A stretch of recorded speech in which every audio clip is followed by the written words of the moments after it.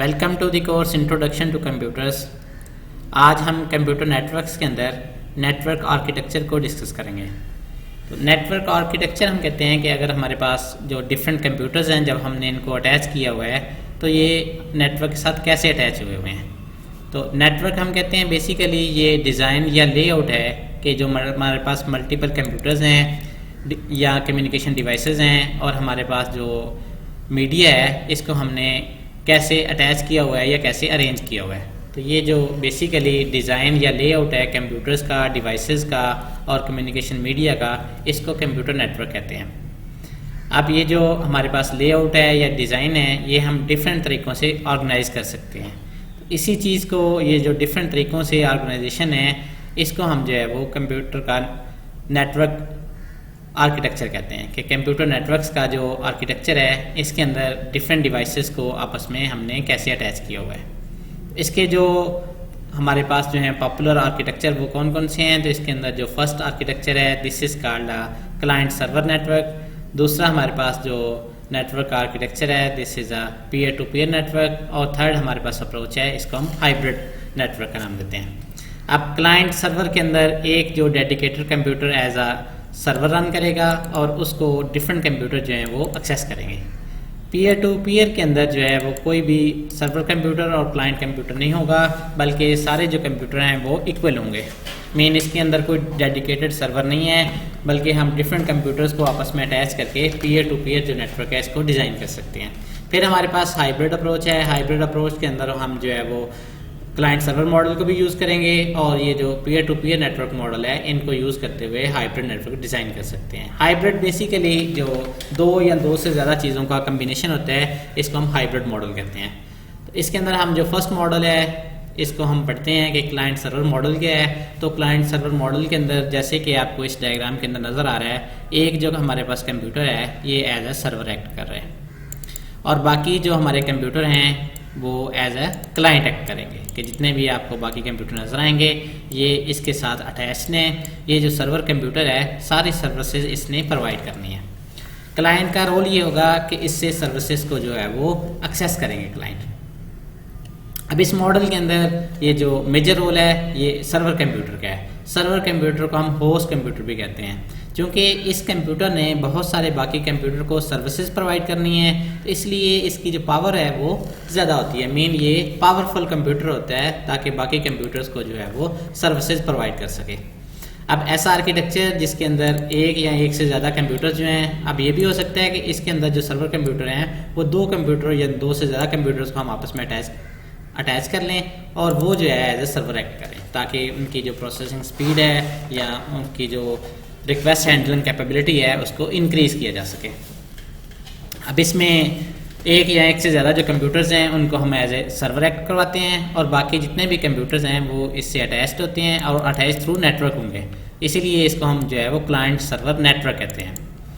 अब इस नेटवर्क के अंदर जो है वो सर्वर जो है इनको हम एज ए क्लाइंट यूज़ नहीं कर सकते और ना जो क्लाइंट है इनको हम एज ए सर्वर यूज़ करेंगे। सर्वर का अपना रोल है और क्लाइंट कंप्यूटर्स का अपना रोल है। सर्वर का काम है सर्विसेज प्रोवाइड करना, क्लाइंट कंप्यूटर्स का काम है उन सर्विसेज को एक्सेस करना। अब इनका जो कनेक्शन हम बनाते हैं मेन सर्वर से, जब क्लाइंट ने सर्विसेज एक्सेस करनी है तो ये इनका जो कनेक्शन है ये नेटवर्क है, ये वायर्ड भी हो सकता है और वायरलेस भी हो सकता है। अब ये हमने पहले ही देख चुके हैं कि ये जो सर्वर कंप्यूटर है ये पावरफुल कंप्यूटर होता है ताकि जितनी भी इसको रिक्वेस्ट आए उनको हैंडल कर सके, इसीलिए इसको हम जो है वो होस्ट कंप्यूटर भी कहते हैं। और इसी ने पूरे जो नेटवर्क है इसके ऊपर जो एक्टिविटी हो रही है, मेन क्लाइंट ने जो भी रिक्वेस्ट करनी है सारी चीज़ों को सर्वर कंप्यूटर जो है वो कंट्रोल करना है। तो होल नेटवर्क को जो कंट्रोल करना है और सर्विसेज प्रोवाइड करनी है टू द क्लाइंट्स, ये हमारे पास सर्वर कंप्यूटर का काम है। अब ये कौन कौन सी सर्विसेज प्रोवाइड कर सकते हैं, तो मल्टीपल हमारे पास हो सकती है, जैसे कि वेब सर्वर्स हैं, इसी तरह हमारे पास जो है वो डाटा स्टोरेज के लिए सर्वर्स हैं। ऐसे सर्वर्स भी हैं जो हमें सॉफ्टवेयर्स ताकि सेंट्रलाइज एक जगह के ऊपर स्टोर हैं और बाकी सारे क्लाइंट उनको एक्सेस कर सकें। इसी तरह ईमेल की सर्विसेज, तो डिफरेंट तरह की जो सर्विसेज हैं वो हम सर्वर कंप्यूटर से एक्सेस कर सकते हैं।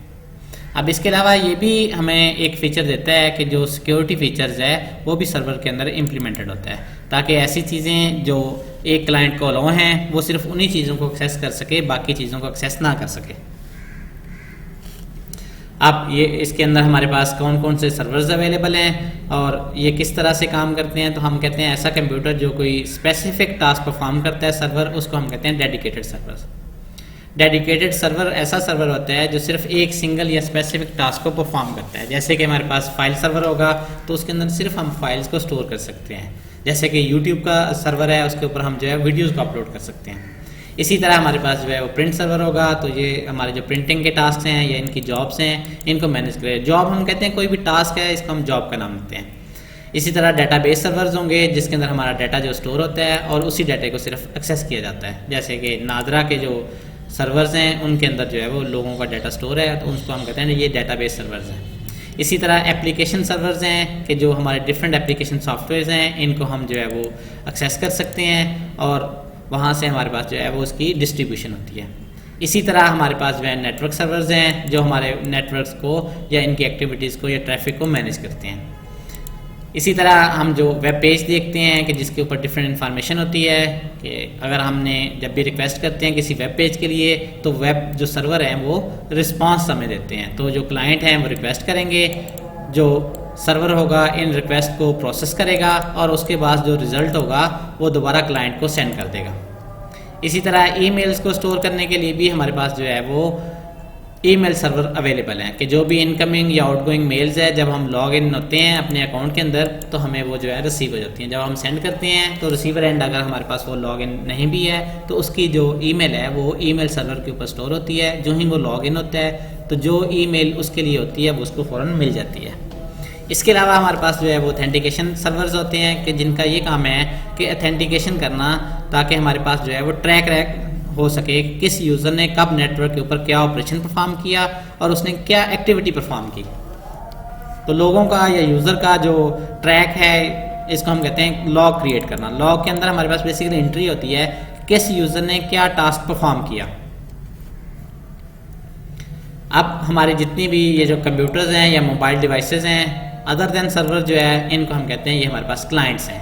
तो नेटवर्क सर्वर मॉडल के अंदर जब हम नेटवर्क के ऊपर अपनी डिवाइस को अटैच करते हैं तो वो एज अ क्लाइंट एक्ट करती है। अब क्लाइंट के अंदर हमारे पास पीसीज हो सकते हैं, लैपटॉप्स हो सकते हैं या हमारे पास जो है वो मोबाइल कंप्यूटर्स हो सकते हैं।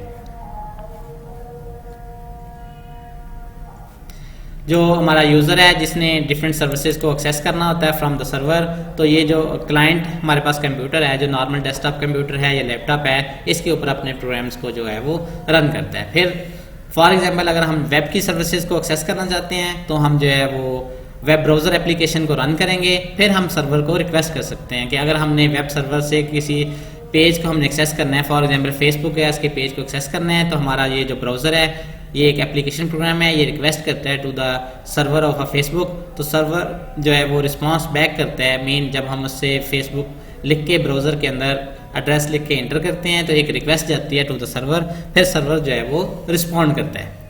तो ये जो वेब का मैकेनिज्म है ये रिक्वेस्ट रिस्पॉन्स है कि हमने रिक्वेस्ट की, सर्वर हमें जो है वो रिस्पॉन्स करेगा। सबसे पहले वो जो भी हम रिक्वेस्ट करेंगे उसको प्रोसेस करेगा और उसके बाद अकॉर्डिंगली जो हमारी रिक्वेस्ट के ऊपर एक्शंस हैं वो एक्शन लेगा। और ये जो एक्शन होंगे इनको हम रिस्पॉन्स कहते हैं कि हमने किसी चीज़ को रिक्वेस्ट किया, सर्वर ने उसको प्रोसेस किया और अपना जो है वो रिस्पॉन्स बैक हमें सेंड कर देगा। अब इसका हमें मेजर बेनिफिट क्या होता है क्लाइंट सर्वर मॉडल का, तो इससे हमारे जो डाटा की जनरल जो ट्रैफिक है इसका वॉल्यूम जो है वो रिड्यूस हो जाता है। इसके अलावा हमारे पास जो है इसकी वजह से हमें जो है ज़्यादा जल्दी रिस्पांस मिल जाता है। रिस्पांस इसलिए जल्दी मिल जाता है कि हमारे पास जो सर्वर कंप्यूटर है ये फास्ट होता है। इसके अलावा हमें ये जो मेजर बेनिफिट ये है कि एक कंप्यूटर हमारे पास पावरफुल है जो सर्वर कंप्यूटर है। क्लाइंट कंप्यूटर जो है इनके अंदर जनरली ज़्यादा प्रोसेसिंग कैपेबिलिटी की ज़रूरत नहीं होती, इसलिए हमारे जो क्लाइंट कंप्यूटर हैं ये लेस एक्सपेंसिव हैं। इसके अलावा हमें बेनिफिट ये हो गया चूँकि हमने चीज़ें एक ही सेंट्रलाइज जगह के ऊपर स्टोर कर लें तो हम इसके ऊपर जो सिक्योरिटी की पॉलिसीज़ हैं वो भी आसानी से इम्प्लीमेंट कर सकते हैं। अगर हमने इसका बैकअप लेना है तो वो भी हमें आसानी होगी। इसी तरह अगर हम फॉर एग्जांपल अपनी लोकेशन चेंज करते हैं कि अभी हम एक जगह पे हैं, बाद में किसी और जगह के ऊपर हम जाते हैं तो वहाँ पे भी हम जो है वो वेब सर्वर को या हमारा जो सर्वर कंप्यूटर है इसको सर्विसेज को हम एक्सेस कर सकते हैं या जिस तरह के सर्वर को हम एक्सेस करना चाहें। फॉर एग्जांपल फाइल सर्वर है, प्रिंट सर्वर है या हमारे पास ईमेल सर्वर है, तो जहाँ चाहें हम बैठ के इसको एक्सेस कर सकते हैं। इससे हमारे पास जो है फ्लेक्सिबिलिटी आ गई है। तो इससे हमें जो मेजर बेनिफिट ये मिले कि हमारी सिक्योरिटी की मैनेजमेंट या यूज़र की मैनेजमेंट, इसी तरह सिक्योरिटी पॉलिसीज़ को इम्प्लीमेंट करना हमें आसान हो गया है। इसके अलावा जो बैकअप लेना है ये भी हमें आसान हो गया है, और हमारे पास चूँकि ये पावरफुल कंप्यूटर्स हैं तो इसलिए हम इसके ऊपर जो है वो सॉफ्टवेयर्स को इंस्टॉल कर लेते हैं। तो चूँकि ये पावरफुल कंप्यूटर हैं तो ये लेस टाइम के ऊपर हमारी जो रिक्वेस्ट है उसका रिस्पांस जो है वो जनरेट कर देते हैं। अब इसके अंदर हमारे पास एक चीज़ ये हो सकती है कि अगर एक ही हमारा जो सर्वर है उसको बहुत सारी रिक्वेस्ट जा रही हैं तो इस केस के अंदर जो है उसकी परफॉर्मेंस जो है वो डिग्रेड हो सकती है।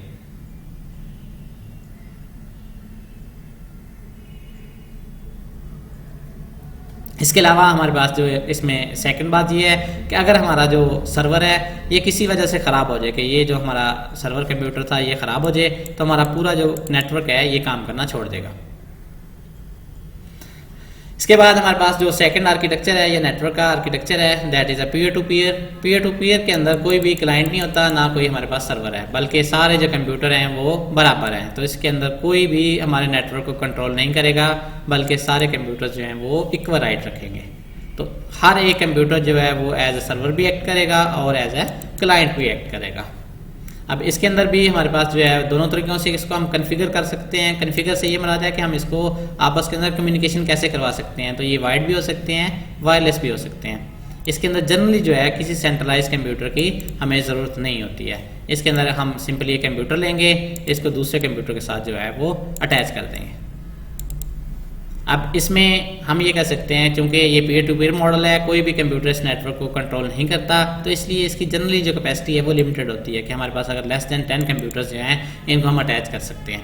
लेकिन ये हमारे पास नेटवर्क जो है जो इसको डिज़ाइन करना भी हमारे लिए सिंपल है और लो कॉस्ट है। तो जनरली घरों के अंदर या स्मॉल बिजनेस के अंदर जो है peer to peer model use किए जाते हैं। इन जनरल जो है हमने अगर इंटरनेट की सर्विसेज को एक्सेस करना है, मीन हमने कहीं पे वीडियो अपलोड करनी है, डाउनलोड करनी है, वेब की सर्विसेज को एक्सेस करना है, ईमेल को करना है, तो उसके लिए हमारे पास जो है वो क्लाइंट सर्वर जो मॉडल है उसको यूज़ करते हैं कि एक हमारे पास जो है वो सर्वर कंप्यूटर होगा और उसको एक्सेस करने के लिए क्लाइंट को हम यूज़ करेंगे।